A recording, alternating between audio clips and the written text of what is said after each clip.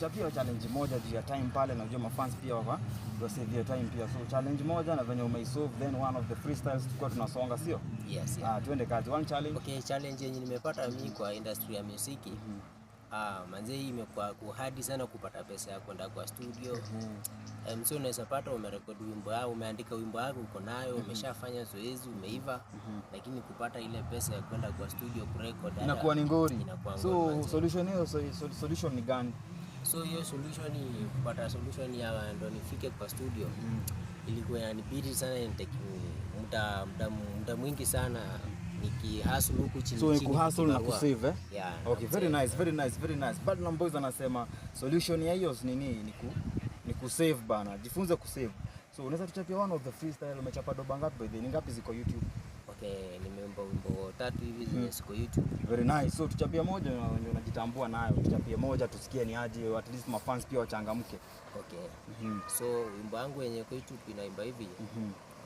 Kama sio wewe Mungu wangu, kama sio kwa neema yako, kweli mimi ningekufa. Ni wengi sana wale marafiki zangu tuliosoma nao, kweli baba wamekufa. Kama uongo waulize madereva, vioja wanavyoona uko barabarani. Wow manzi, fantastic. Hiyo ni project moja ya Badnam Boys. So ingia pale YouTube, subscribe ukijana ni upcoming artist, subscribe, share. Alafu unajua nini?